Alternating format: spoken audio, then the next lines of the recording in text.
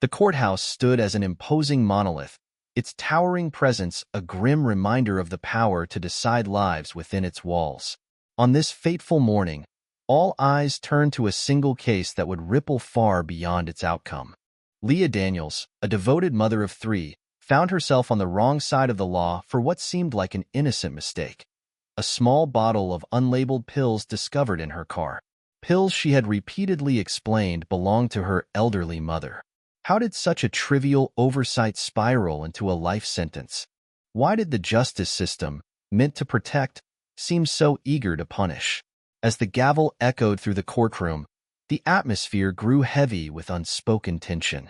Was this merely about the law, or was there something far more sinister at play? Leah's story is more than just a legal battle.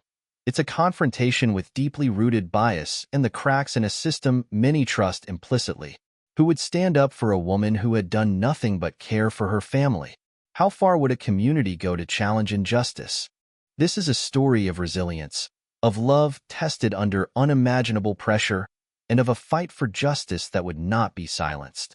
What truths would be revealed, and at what cost? Before we begin, let us know where you are watching this story from. Is it cold there? Is it snowing heavily?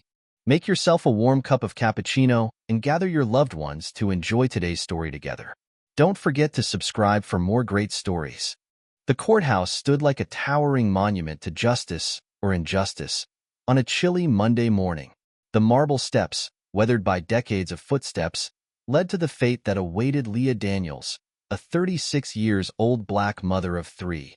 She climbed the steps slowly, accompanied by her court-appointed attorney, her shoulders hunched against the cold wind.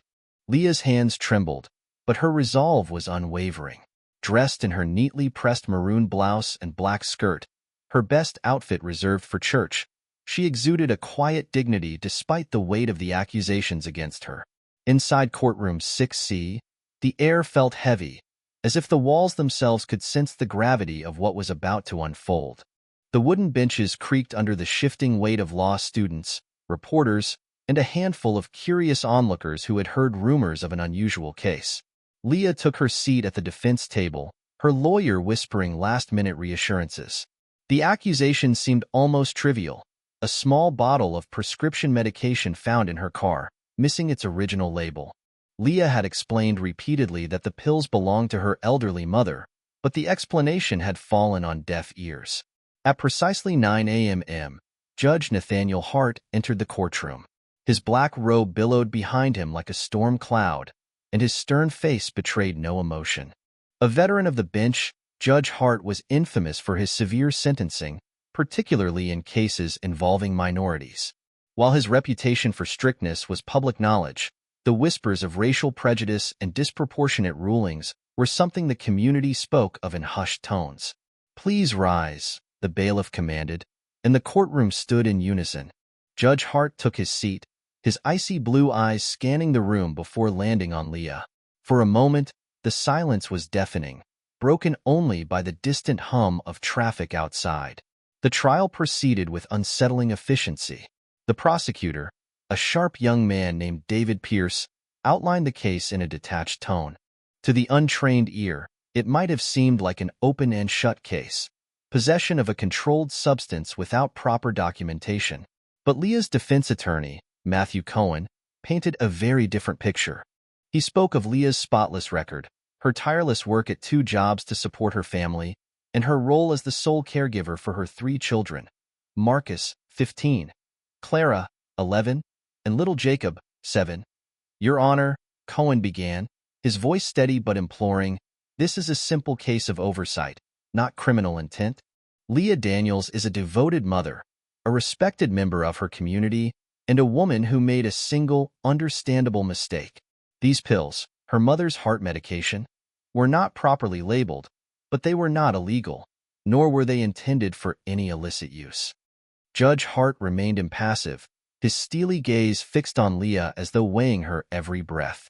The prosecutor's closing argument was curt and devoid of empathy, insisting that the law must be upheld regardless of circumstances. When it was Leah's turn to speak, she stood slowly, her hands clasped tightly in front of her. "Your Honor," she said, her voice clear but trembling slightly, I take full responsibility for my mistake. I've learned my lesson, and I promise this will never happen again. My children need me. They're waiting for me to pick them up from school today." Her words hung in the air, laden with raw emotion, but Judge Hart's expression remained unyielding. After a long silence, he removed his glasses and polished them meticulously with a white handkerchief. The courtroom held its collective breath as he finally spoke. "Mrs. Daniels," he said, his tone colder than the winter wind outside, "the law is not subject to personal circumstances or pleas for leniency. Too often, we see individuals who believe they are exceptions to the rule. This court must set an example." His gavel struck the sound block with a resounding crack. "I hereby sentence you to life imprisonment with the possibility of parole after 25 years. Gasps rippled through the courtroom. Leah's attorney sprang to his feet in protest, but Judge Hart silenced him with a sharp glare and a second slam of the gavel. Leah stood frozen, her mind reeling as the bailiff approached with handcuffs. The cold metal bit into her wrists, and tears began streaming down her face. As she was led away, her voice broke through the stunned silence. "Please, someone call my children. They're waiting for me." Outside, dark clouds gathered on the horizon, as if nature itself mourned the grave injustice that had just unfolded. But none of the onlookers could have predicted how Leah's case would ignite a movement that would change their city forever. James Mitchell paced the expanse of his office on the 15th floor of City Hall, his polished shoes clicking against the hardwood floor. The room, usually filled with the hum of steady productivity, was silent now, save for the faint sound of traffic below. Sunlight streamed through the large windows, but its warmth did little to soothe the chill that had settled in his chest. At 42, James was the youngest mayor in the city's history, known for his progressive policies and charismatic leadership. He had built a reputation as a man of the people, unafraid to challenge the status quo. But behind the confident exterior lay a carefully guarded secret, a secret that had allowed him to rise in politics while shielding his family from the public eye. James was not just the city's mayor. He was Leah Daniels' husband. For over a decade, James and Leah had lived a life of strategic separation. Leah had insisted on it when James first ran for office, fearing the scrutiny their interracial marriage and blended family would bring. They had agreed to live in separate homes during the week, meeting only at their lakeside retreat on weekends. It was a sacrifice, but one they had made for their children, to give them a semblance of normalcy away from the relentless glare of public life. Now, as James stared at the muted television on his wall, that delicate balance had shattered. Leah's face filled the screen, her eyes red-rimmed and brimming with tears as the news anchor recounted her sentencing. The words felt like daggers. Local mother sentenced to life in prison for possession of controlled substances. The remote slipped from James' hand and clattered to the floor. He stumbled back into his chair, his mind racing. How had this happened? Why hadn't Leah called him? Why hadn't she told him about the arrest? A knock at the door interrupted his thoughts. James' chief of staff, Andrew Clark, entered hesitantly. "Sir, are you all right? You've been in here for hours. The city council is waiting for your input on the housing proposal." James barely registered the words. He leaned forward, running his hands through his hair. "Cancel my meetings for the rest of the day," he said hoarsely. "Sir?" Andrew's brow furrowed. "Is everything?" "I said cancel them." James snapped, his voice uncharacteristically sharp.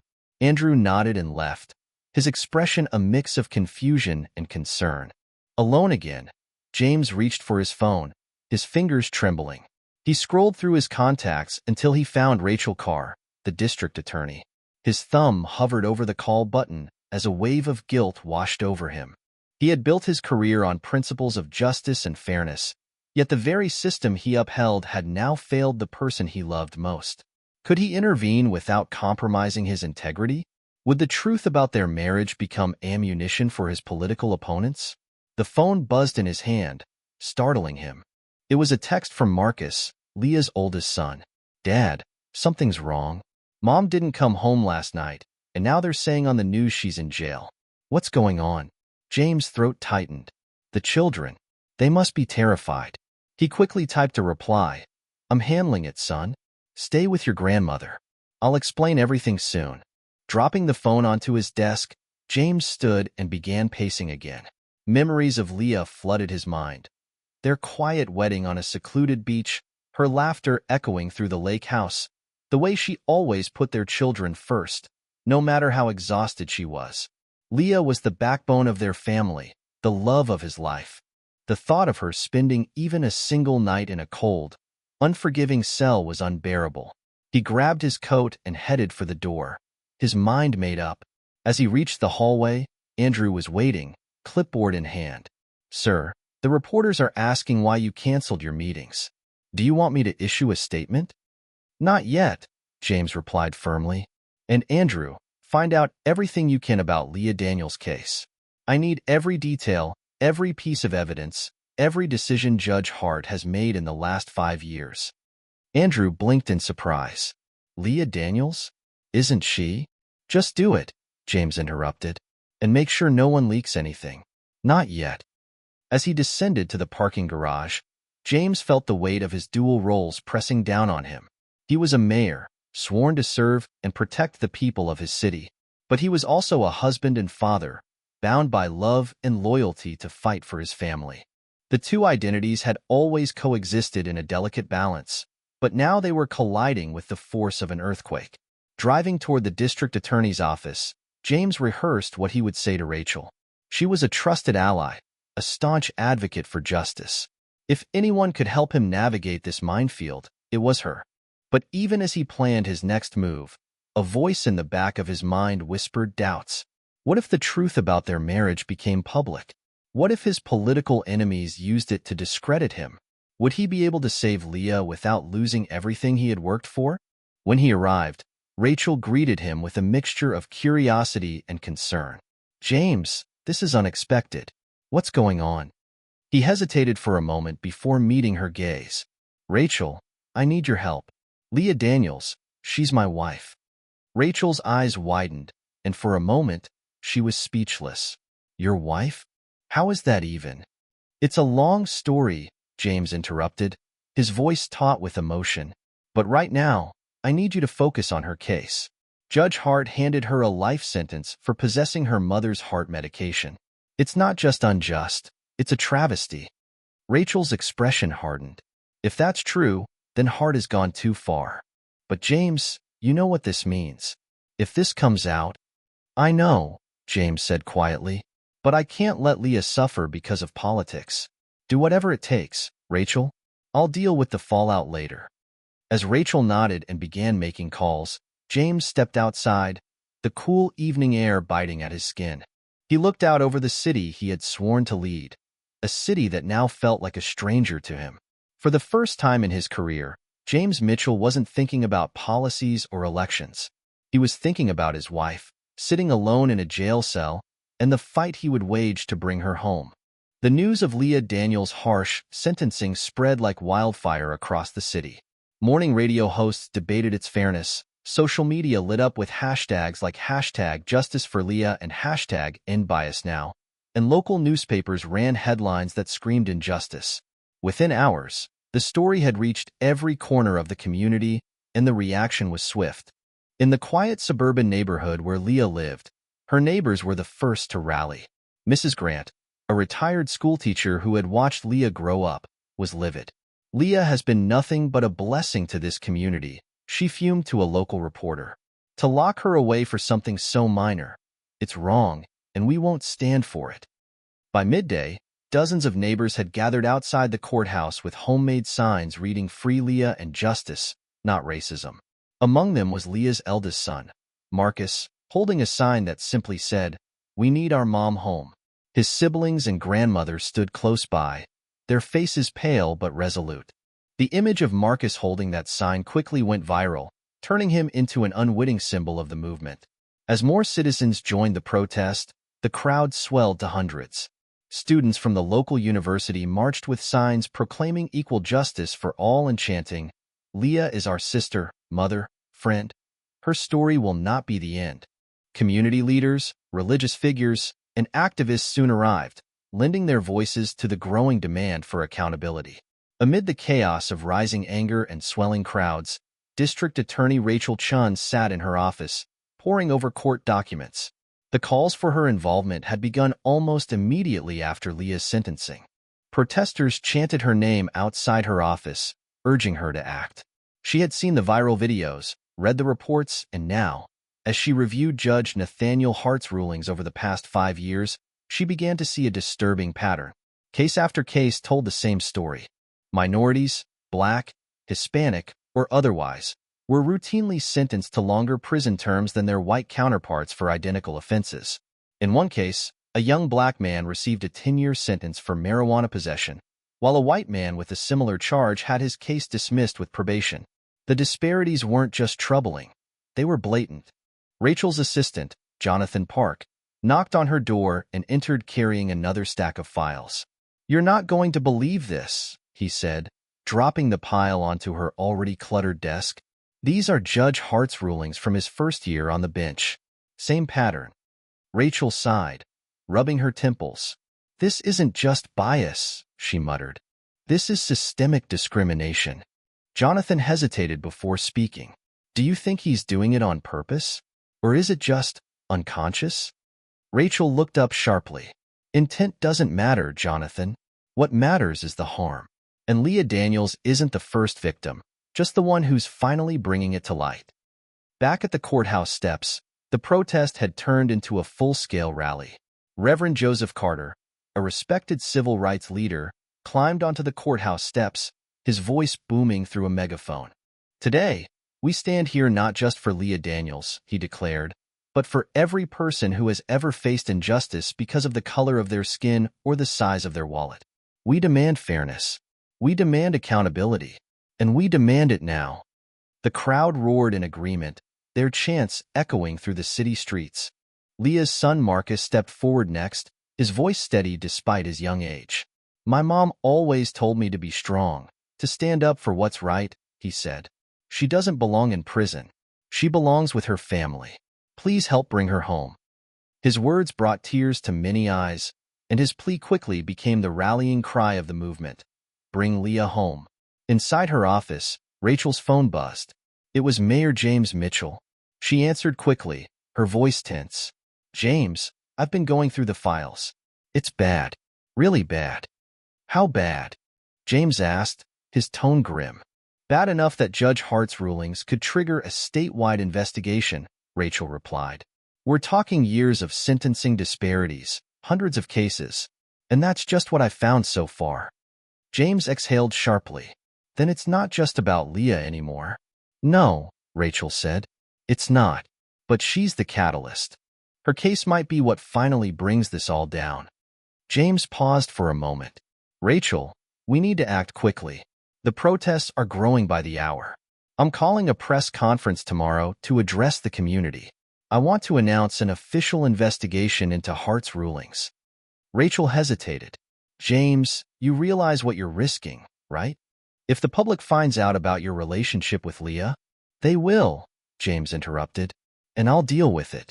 Right now, Leah needs me, and this city needs the truth." Rachel nodded, even though he couldn't see her. "All right, I'll keep digging. And James, thank you for doing the right thing." As the day turned to evening, the protesters lit candles, turning the courthouse steps into a sea of flickering light. A group of singers began a solemn hymn, their voices weaving through the night air.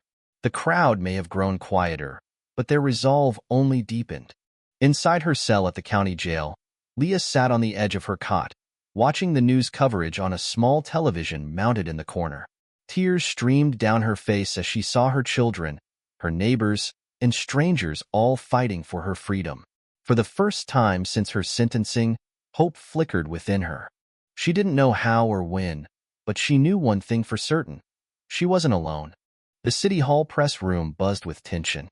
Rows of reporters from local stations and national outlets had packed the space, cameras lined up shoulder to shoulder, their lenses trained on the empty podium. Rumors swirled about the unexpected press conference called by Mayor James Mitchell. No one knew what to expect, but whispers of the Leah Daniels case had already begun spreading like wildfire. Something big was about to happen. Behind the curtain, James stood with his chief of staff, Andrew Clark, and District Attorney Rachel Chun. His hands were clenched tightly around a sheet of paper, his prepared statement, but his mind raced with doubt. "Are you sure about this?" Andrew asked for the third time. "Once you say it, there's no going back. Your personal life, your career, everything will be out in the open." James took a deep breath, his jaw tightening. "I'm sure. This is bigger than me, bigger than my career. It's about Leah, and it's about justice." Rachel placed a reassuring hand on his shoulder. "You're doing the right thing, James. The truth needs to come out. People need to see what's really happening in that courtroom." A staffer poked their head in. "Mayor Mitchell, they're ready for you." James nodded and stepped toward the podium. As he entered the room, the low hum of chatter ceased instantly. The only sound was the clicking of cameras, capturing every step he took. He adjusted the microphone, his expression resolute. "Good afternoon," he began, his voice steady but tinged with emotion. "Today, I stand before you not just as your mayor, but as a husband and a father. I am here to share something deeply personal because it is tied to a much larger issue that affects all of us." The room was silent, every journalist leaning forward, their pens poised. "The woman you know as Leah Daniels, the mother sentenced to life in prison last week, is my wife." Gasps filled the room, followed by a flurry of murmurs and the frantic scratching of pens against paper. James raised his hand, signaling for silence. "For 12 years, Leah and I have kept our marriage private to protect our children and allow our family to live a life free from political scrutiny. But today, that privacy must end. My wife, a devoted mother and community member, is being punished by a system that is supposed to serve justice but has instead become a tool for discrimination and bias." He paused, holding up a family photo of himself, Leah, and their 3 children. The picture was a stark contrast to the cold mugshot that had been plastered across news outlets. "This is Leah," James said, his voice softening. "Not just a case number or a headline. She is a mother who volunteered at food banks, a woman who worked 2 jobs to provide for her children, and the love of my life. She made a mistake, one that doesn't justify the punishment she received. And she is not alone. Hundreds, if not thousands, of others have faced similar injustices at the hands of a biased system." He placed the photo on the podium and looked directly into the cameras. "Judge Nathaniel Hart has a long history of disproportionately harsh sentences for minorities. This is not speculation. It's a documented pattern. Leah's case is the tipping point, and I refuse to stay silent any longer." The reporters erupted, shouting questions and snapping photos. James raised his voice to be heard over the chaos. "I am calling for an independent investigation into Judge Hart's rulings, starting with Leah's case. I am also urging the State Judicial Review Board to take immediate action. This is not just about Leah. It's about ensuring that no one else suffers under a system that values prejudice over fairness." The questions continued to pour in, but James kept his focus on the statement he needed to make. "To our children watching at home, Marcus, Clara, and Jacob, I am sorry we kept this secret for so long. But I am not sorry for standing up for your mother. She will come home, and together, we will make this city a better place for everyone." The press conference ended in a storm of flashing cameras and buzzing phones. Within minutes, the news had spread across social media. Hashtags like #JusticeForLeah and #InvestigateHart were trending nationwide. People from all walks of life began sharing their own stories of injustice, amplifying the movement. Activists, celebrities, and politicians alike voiced their support, turning Leah's case into a rallying cry for systemic change. Back at City Hall, James retreated to his office, where Andrew and Rachel were waiting. Andrew was pacing nervously, while Rachel scrolled through her phone, keeping track of the growing media frenzy. "You just made history," Rachel said, looking up. "The governor's office already called. They want a meeting about Judge Hart's record." James sank into his chair, exhaustion etched on his face. "Good. We can't stop now. This is just the beginning." Meanwhile, at the county jail, Leah sat in the common room with a group of inmates, her eyes glued to the television. She watched in stunned silence as James spoke, her hand trembling as she reached for the screen. Tears streamed down her face as she realized the lengths he was willing to go to fight for her freedom. "You've got yourself a good man," one of the other women said. patting Leah on the shoulder. Leah nodded, her voice barely a whisper. I know. Outside, the city buzzed with a newfound energy. Protests grew larger, their chants louder, as people from all walks of life came together to demand justice. The courthouse steps became a permanent vigil, adorned with candles, signs, and photos of Leah and her family. The truth was out, and its ripple effects were only beginning. What had started as a single mother's tragedy was transforming into a movement that would challenge the very foundations of the justice system. The morning after Mayor James Mitchell's bombshell press conference, the city was abuzz with anticipation. Every major news outlet ran the story, and the courthouse was now the epicenter of a growing movement. But behind the scenes, a small group of investigative journalists was hard at work, peeling back the layers of a system that had long hidden in plain sight. At the offices of the Daily Chronicle, veteran journalist Maria Sanders sat surrounded by stacks of legal documents, old case files, and archived newspaper clippings. Known for her relentless pursuit of the truth, Maria had been following Judge Nathaniel Hart's career for years, though until now, she lacked the catalyst to dig deeper. Leah Daniels' case had changed everything. Maria, you've got to see this, her assistant, Ethan, said, rushing into the room with a printout. It's a sentencing comparison chart. I pulled data from Hart's rulings over the past 10 years. Maria scanned the chart, her brow furrowing. The numbers were damning. In cases involving Black or Hispanic defendants, sentences averaged 35% longer than those of white defendants for similar charges. The disparities were even more pronounced in cases involving first-time offenders, where white defendants often received probation while minorities were sent to prison. This isn't just bias, Maria muttered. This is a pattern. Ethan nodded. And it gets worse. Check this out.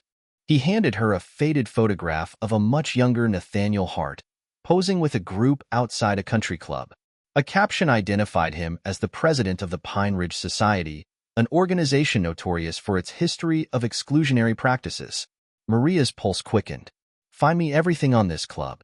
Membership records, meeting minutes, whatever you can dig up. As Ethan left to continue his search, Maria turned her attention to a box of case files from Judge Hart's early years on the bench. One after another, the rulings painted a bleak picture. Excessive sentences, dismissals of key evidence, and an unmistakable pattern of favoring white defendants. By mid-afternoon, Maria had enough material to start piecing together the story. She picked up the phone and dialed an old contact, a retired court clerk who had worked under Hart during his first decade as a judge. Mrs. Wallace, Maria began. I'm investigating Judge Hart's rulings, and I was hoping you could provide some insight. The woman hesitated. I don't want to get involved, Maria. He's a powerful man. I understand your concern, Maria said gently, but this is about more than one judge. It's about fixing a broken system. Please, anything you can share might make a difference. After a long pause, Mrs. Wallace sighed. He used to make jokes in chambers, racist ones. Everyone heard them, but no one said anything. He had too much influence. We all knew he handed down harsher sentences to minorities. But what could we do? Maria thanked her, her resolve hardening. The story was bigger than she had imagined. That evening, her office walls became a sprawling map of Hart's misconduct. Photos, documents, sticky notes, and red string connecting years of evidence. Meanwhile, the community outside continued to grow stronger. Protests at the courthouse swelled to thousands, with people from every neighborhood and background joining the fight. Students from local universities marched alongside business owners, faith leaders, and retirees. Leah Daniels' case had become a symbol of systemic failure, and the call for justice was impossible to ignore. On social media, the hashtags #JusticeForLeah and #InvestigateHart trended for a second straight day. Stories of others who had suffered under Hart's rulings began to emerge. A young Black man shared how a minor infraction had cost him 5 years of his life. A Hispanic woman recounted how Hart dismissed evidence that could have exonerated her husband. Each story added fuel to the fire. At City Hall, James Mitchell and Rachel Chun worked tirelessly to channel the momentum into actionable change. Rachel's office had launched a formal review of Hart's cases, and her team uncovered even more disparities.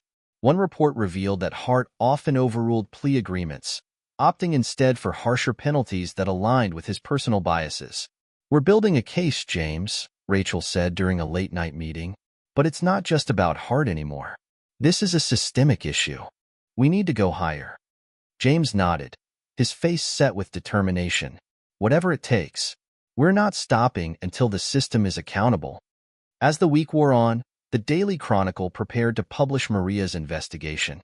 The headline alone was incendiary: Judge Nathaniel Hart, a legacy of discrimination. The article laid bare decades of misconduct, from Hart's early days as a lawyer defending segregationist policies to his current role as a judge wielding unchecked power.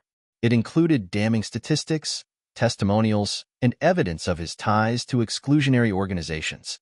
The morning the article hit newsstands, the city erupted.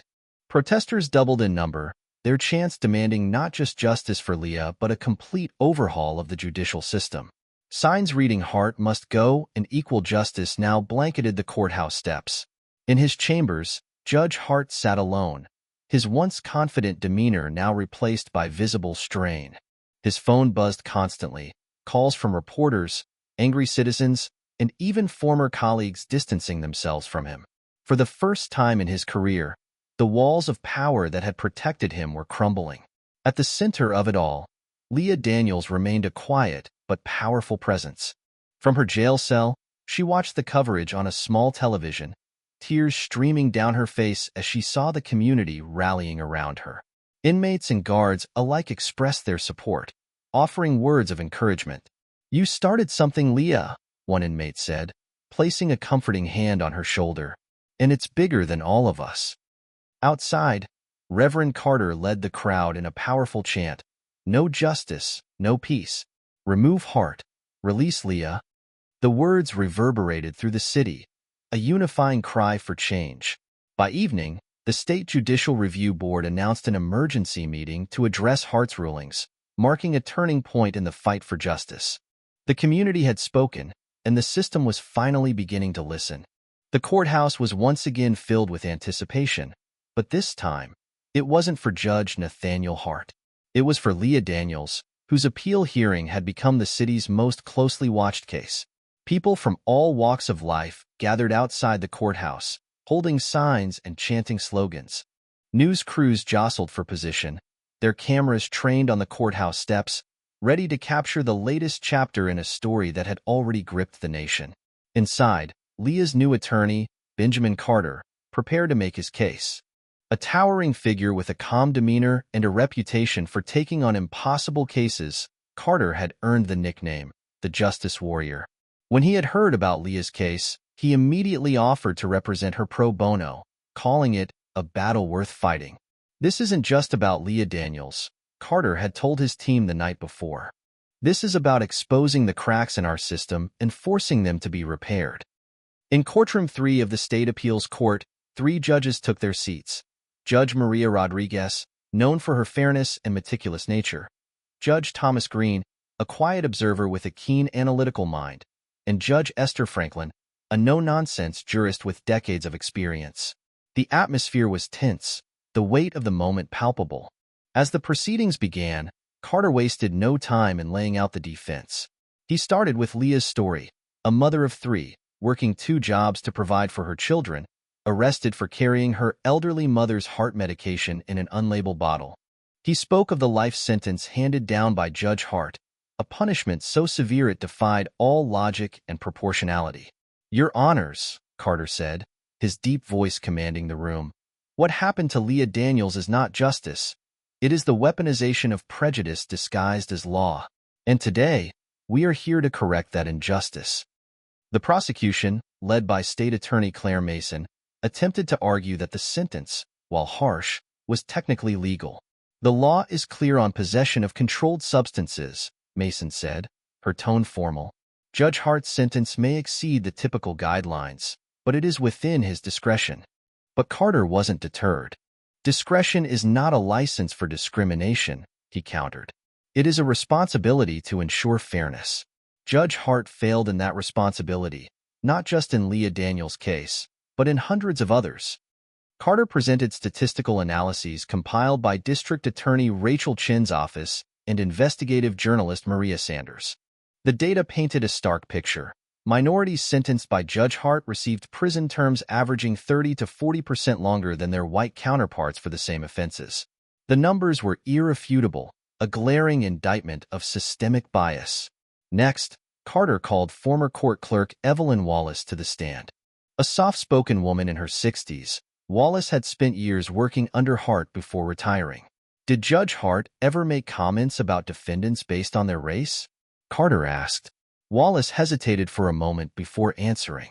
Yes, she said quietly. In chambers, he would refer to black defendants as repeat offenders even when they had no prior record. He once joked that we should add extra years to their sentences just in case. Gasps rippled through the courtroom. Carter let the weight of her words settle before continuing. And did you witness patterns in his sentencing? Wallace nodded. Always harsher for minorities. It was impossible not to notice. The prosecution attempted to discredit Wallace's testimony, suggesting bitterness or bias. But Carter remained steadfast, presenting more evidence. Case files, sentencing records, and even courtroom security footage showing Hart's dismissive attitude toward minority defendants. Finally, it was time for Carter's closing argument. He stood in the center of the courtroom, his presence commanding yet approachable, his voice calm yet filled with conviction. Your Honors, he began, this case is about more than Leah Daniels. It is about restoring trust in our justice system, a trust that has been eroded by people like Nathaniel Hart, who wield their power with bias and disregard for fairness. He gestured toward Leah, who sat quietly beside him. Leah is not a criminal. She is a mother, a daughter, and a valued member of her community. She made a mistake, yes, but that mistake should not cost her life. Carter then turned to the judges. The evidence we've presented today is clear. Judge Hart's rulings have consistently targeted minorities, sentencing them more harshly than their white counterparts. This is not justice. It is prejudice cloaked in the authority of the bench. He paused, letting his words sink in. If we allow Leah Daniels' sentence to stand, we send a message that this kind of injustice is acceptable. But if we overturn it, we take a crucial step toward reclaiming the integrity of our courts. The choice before you today is not just about Leah. It is about the future of justice in our city. The room was silent as Carter returned to his seat. Even the most skeptical observers were moved by his words.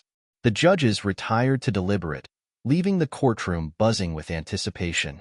Outside, the crowd waited anxiously, their chants filling the air.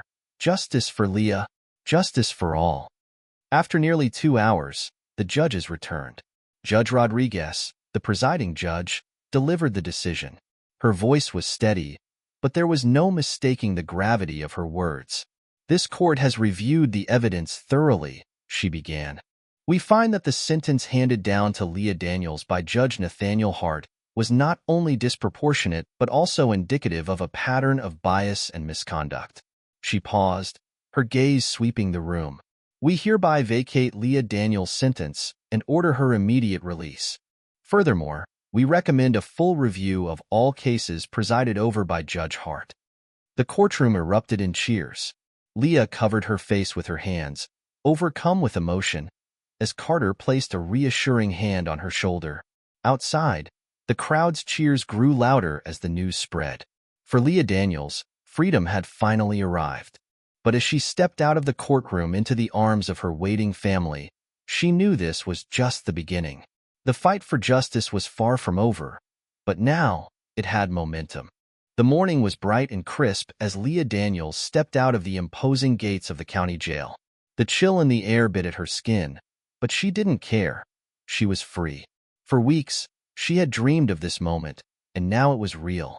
She wore the same modest maroon blouse and black skirt she had worn to her original sentencing, but this time, her face wasn't filled with fear. Instead, it radiated hope and relief. A crowd had gathered outside the gates, including reporters, community members, and protesters who had tirelessly fought for her release. The moment Leah appeared, cheers erupted. Signs reading "Welcome home, Leah," and "Justice wins," waved high above the heads of the jubilant crowd. Camera shutters clicked furiously, capturing the moment. Leah's children, Marcus, Clara, and Jacob, broke through the crowd and ran to her. Marcus, the oldest, reached her first, throwing his arms around her in a fierce hug. Clara and Jacob joined seconds later, their small arms wrapping tightly around their mother. Leah dropped to her knees, holding them all, tears streaming down her face. "I missed you so much," Leah whispered, her voice choked with emotion. "We missed you too, Mom," Marcus said, his voice trembling. "We never stopped believing this would happen." Behind them stood James Mitchell, Leah's husband and the city's mayor. For years, they had kept their marriage a secret, but today, James wore his wedding ring openly. He approached slowly, his eyes glistening with unshed tears. Leah rose to her feet and walked into his embrace, the two holding each other as the crowd looked on. "I told you I wouldn't let you face this alone," James murmured. "We're going to put all of this behind us." Leah nodded, her voice barely audible. "Thank you for fighting for me. For us." Reporters shouted questions, but James waved them off, shielding his family from the chaos. "Today is about Leah and her freedom," he said firmly. No further comments. The family walked to their car, escorted by supportive community members who ensured they weren't overwhelmed by the crowd. Leah looked back once, catching the sight of protesters holding candles and singing softly, a tribute to her struggle and the movement it had inspired. While Leah celebrated her freedom, another drama unfolded in the chambers of the State Judicial Review Board. Judge Nathaniel Hart, who had presided over Leah's original trial, sat stiffly at a long table, his once confident demeanor replaced by visible discomfort. The room was packed with board members, attorneys, and observers, all there to address the mounting evidence against him. Judge Hart began the chair of the board, her voice firm. "This panel has reviewed extensive documentation regarding your rulings over the past decade. The patterns of bias and disproportionate sentencing, particularly toward minority defendants, are deeply troubling." Hart shifted uncomfortably but remained silent. His attorney attempted to defend his actions, citing legal discretion, but the arguments fell flat against the overwhelming evidence. The board read aloud testimonies from former clerks and defendants, each one painting a damning picture of a judge who had let prejudice guide his decisions.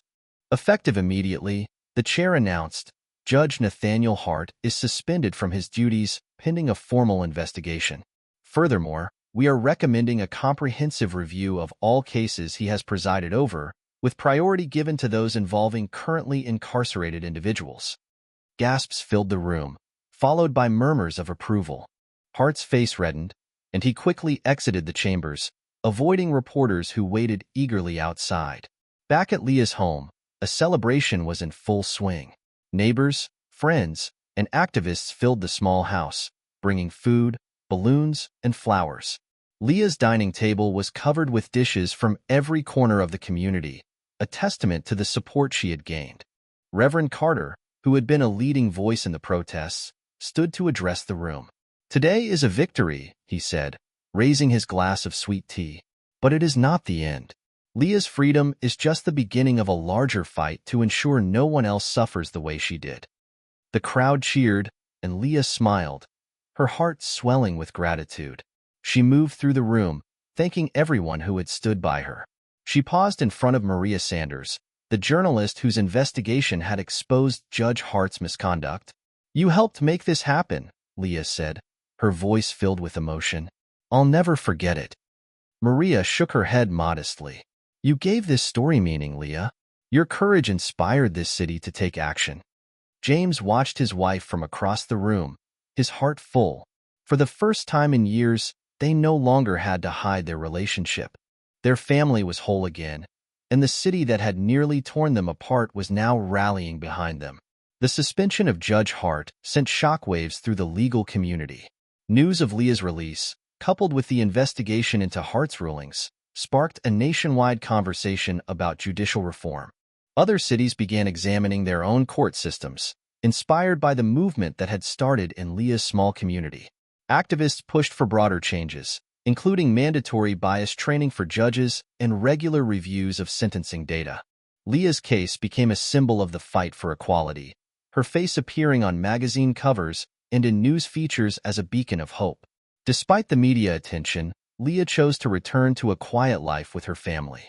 She resumed her work at the diner, where customers greeted her with standing ovations, and took a part-time role at the community center, mentoring others who had faced similar struggles. "I'm not a hero," Leah often said when people praised her. "I'm just a mother who wanted to go home to her children. But if my story helps even one person, then it was worth it."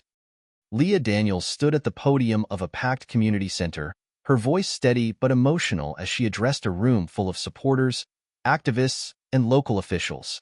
Behind her, a banner read, "The Justice Reform Initiative, Building Fairness, One Case at a Time."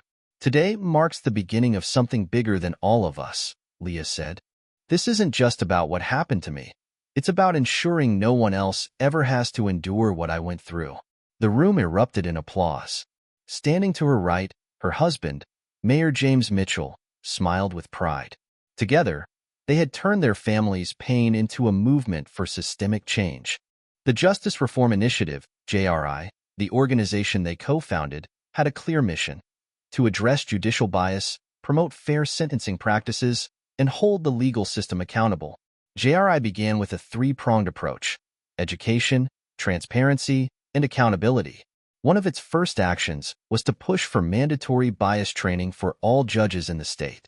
The training program, developed in partnership with legal scholars and community leaders, aimed to help judges recognize and address their unconscious biases. "This isn't about blaming anyone," Leah explained at a public meeting. "It's about building a justice system that works for everyone, regardless of race, background, or income." JRI also advocated for greater transparency in court proceedings. The organization successfully lobbied for legislation requiring courts to publish sentencing data, allowing the public to see patterns in judicial decisions. This measure, combined with community-run court-watching programs, created a new level of oversight that had been sorely lacking. Finally, JRI focused on accountability. With the help of District Attorney Rachel Chun, they launched a task force to review cases that showed signs of judicial bias. Leah's case had been the catalyst, but the task force uncovered dozens of other instances where defendants had been unfairly sentenced. One by one, those cases were revisited, bringing long-overdue justice to countless families. The impact of these reforms was felt across the city. The courthouse, once a symbol of fear for many, became a place of hope. Judges, under increased scrutiny, began approaching their decisions with greater care. Public defenders received more resources, leveling the playing field for defendants who couldn't afford high-priced legal representation. Leah often spoke at schools, community centers, and legal seminars, sharing her story and encouraging others to stand up for what was right. Her resilience resonated with people from all walks of life. Parents who had felt powerless in the face of the legal system found inspiration in her journey, while young activists saw her as proof that change was possible. At one event, a young woman named Carla approached Leah with tears in her eyes. "My brother is in prison because of a judge like Hart," she said. "Your fight gives me hope that we can bring him home." Leah hugged her tightly. "Don't give up," she said. "The system failed us, but that doesn't mean we have to accept it. Keep fighting, you're not alone." JRI's work extended far beyond the courtroom. Under James' leadership, the city implemented several new policies to address the root causes of crime. Investments in education, mental health services, and job training programs provided alternatives to incarceration and gave struggling families a chance to thrive. One of the most celebrated initiatives was the creation of a community mentorship program, spearheaded by Leah herself. The program paired at-risk youth with mentors who had overcome similar challenges, offering guidance and support to help them stay on the right path. "Sometimes all someone needs is for someone to believe in them," Leah said during the program's launch. "If we can give our kids hope and opportunity, we can break the cycle before it starts." The mentorship program quickly became a model for other cities, demonstrating that proactive measures could reduce crime more effectively than punitive policies. As JRI's work gained national attention, Leah found herself thrust into the spotlight. She appeared on talk shows, was invited to speak at national conferences, and even received awards for her advocacy. But she remained humble, always redirecting the focus back to the movement. "This isn't about me," she said during an interview.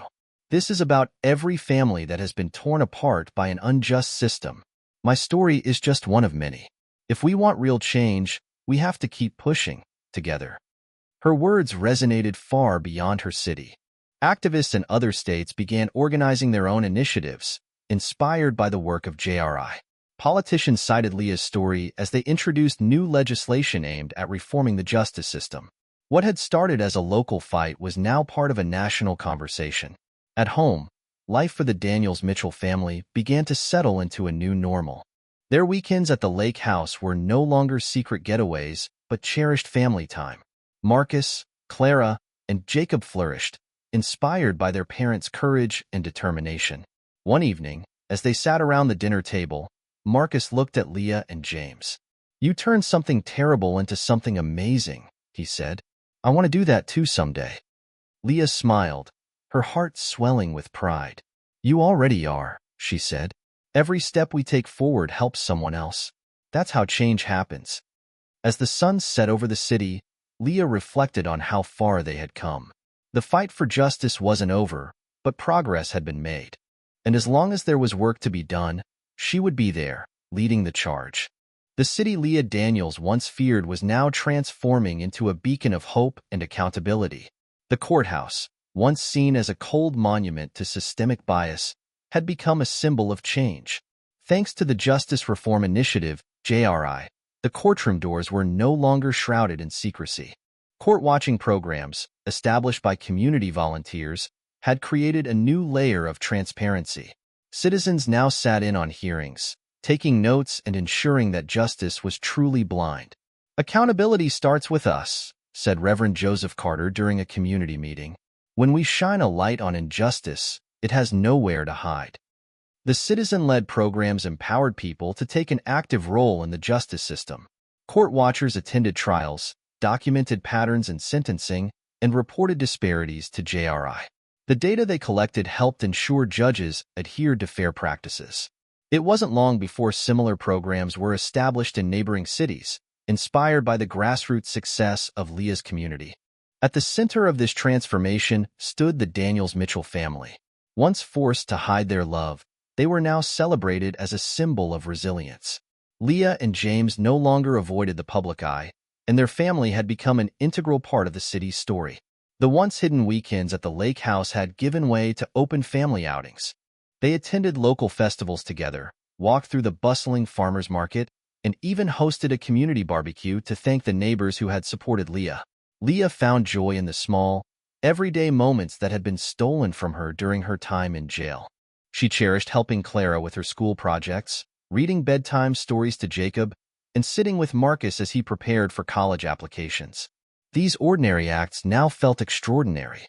"It's like we're finally living," Leah said to James one evening as they sat on the porch, watching their children play in the yard. James reached for her hand. "We always were. Now, we're just not hiding it." The family's openness inspired others to share their own struggles. Their story became a reminder that love and perseverance could overcome even the darkest circumstances. Leah's eldest son, Marcus, had been deeply affected by the injustice his mother faced. At 16, he had witnessed firsthand the power of advocacy and community action. Determined to make a difference, he founded a high school club called Youth for Justice. The club's mission was simple but powerful: educate young people about civil rights, the justice system, and the importance of standing up against inequality. Marcus recruited classmates from diverse backgrounds, encouraging them to share their experiences and learn from one another. During the club's first meeting, Marcus stood in front of a group of eager students. "My mom taught me that change starts with speaking up," he said. "We're not just here to learn about history, we're here to make it." The club quickly gained momentum, organizing events like panel discussions with local leaders, mock trials to teach students about the legal process, and community service projects. One of their most successful campaigns was a voter registration drive, ensuring young people understood the importance of their voices in shaping policy. Leah attended one of the club's events, watching proudly as Marcus spoke to a packed auditorium. "Youth for Justice isn't just about fixing what's broken," he said. "It's about building something better." After his speech, Leah hugged him tightly. "You're incredible," she whispered. Your strength amazes me every day. You gave it to me, Marcus replied. You fought for all of us, Mom. Now it's my turn. The city's transformation wasn't just visible in the courtroom or at community events. It was felt in the hearts of its residents. People who once felt powerless began to see themselves as agents of change. Leah's story had galvanized the community, proving that collective action could bring about real reform. Local businesses began offering second chances to individuals with criminal records, recognizing the need for reintegration rather than punishment. Churches and community centers hosted workshops on understanding civil rights, and schools incorporated lessons on social justice into their curricula. The impact of these efforts rippled outward, inspiring nearby towns to follow suit. Activists from across the state visited Leah's city to learn from its successes, eager to replicate the model of grassroots reform. One evening, the Daniels Mitchell family gathered in their living room for a rare moment of quiet. Clara and Jacob were sprawled on the floor, working on a puzzle, while Marcus updated Leah and James on his latest club project. We're planning a rally for National Justice Day, Marcus said excitedly. It's going to be huge. James smiled. Just don't forget your homework in the process. Leah laughed, leaning back on the couch. He gets his determination from you, she said to James. And his heart from you, he replied, squeezing her hand. As the evening wore on, Leah watched her children and husband, her heart full. Their journey had been marked by pain and struggle, but it had also been defined by love, resilience, and the unwavering belief that justice was worth fighting for. The city they called home was still far from perfect, but it was on the path to something better. And as long as there were people willing to stand up and speak out, Leah knew the future would be brighter, not just for her family, but for everyone. The courthouse steps, once a place of fear and despair for Leah Daniels, were now transformed into a platform of hope and unity. A massive crowd had gathered for the Justice Day rally, a celebration of progress and a call for continued reform. People of all ages and backgrounds filled the square, holding signs that read "Justice for All," and Leah inspired us. The air was electric with anticipation as Leah stepped onto the stage, her family standing proudly behind her. Dressed in a simple white blouse and black slacks, Leah's presence was commanding yet humble. As the crowd quieted, she approached the microphone, her voice carrying the weight of experience and the strength of resilience. "Good afternoon," she began, her voice steady but filled with emotion. "Today, we gather not to celebrate what's been done, but to focus on what still needs to happen. My story began with a terrible injustice, but it has grown into something much larger, a movement for fairness, for transparency, and for accountability." She paused, her eyes scanning the crowd. "What happened to me should never have happened. But the truth is, it's happened to many others, too many. And for years, they were silenced, forgotten, or ignored. Today, we honor them by refusing to stay silent." The crowd erupted in applause, but Leah held up a hand, signaling for quiet. "This isn't about pointing fingers or assigning blame. It's about building a system that works for everyone. It's about ensuring that no child grows up fearing the very institutions meant to protect them. And it's about us, every single one of us, doing our part to make that a reality." She gestured toward her family. "I'm here because of them, because they refused to give up on me, because they believed in justice even when it felt out of reach. And now, it's my turn to give back, to fight for every family still waiting for their moment of justice." Her words brought many in the audience to tears, and the applause that followed was deafening. Leah had not just reclaimed her voice, she had amplified it, using her platform to demand systemic change. Leah's case had already inspired significant reforms in her city, but its impact was spreading far beyond. Cities across the country had begun to adopt similar measures, from mandatory bias training for judges to increased transparency in sentencing data. Grassroots organizations modeled after the Justice Reform Initiative were popping up nationwide, each fighting for fairness in their communities. National conversations about bias and systemic inequities gained new momentum. Leah's story was featured in news segments, documentaries, and even educational programs. Schools incorporated her journey into civics lessons, using it as an example of how ordinary people could drive extraordinary change. One particularly touching moment came when a woman from a neighboring state approached Leah after the rally. "Because of you," she said, her voice trembling, "my brother's case was reopened. He's coming home next month. Thank you for giving us hope." Leah hugged the woman tightly. "We all deserve a second chance," she said. "I'm just glad your family is getting theirs." As Leah reflected on her journey, she realized that the fight for justice wasn't just about changing laws. It was about changing hearts and minds. Her case had revealed the power of community, the strength of resilience, and the importance of speaking truth to power. "I used to think justice was something handed down from a judge," Leah said during a panel discussion. "But I've learned that justice is something we build together. It's in every protest, every vote, every conversation where we stand up for what's right." Her words resonated deeply with audiences, many of whom had felt powerless in the face of systemic issues. Leah's story became a reminder that change starts small, with a single voice, a single act of courage, but grows when others join in. After the rally, Leah and her family returned home, the evening air filled with a sense of renewal. The children played in the yard while Leah and James sat on the porch, watching the stars. "Do you think we've done enough?" Leah asked, her voice soft. James reached for her hand. "We've done more than enough," he said. "But that doesn't mean we stop." Leah nodded, a small smile playing on her lips. "I just want the world to be better for them." "It already is," James replied. "And it will keep getting better because of you."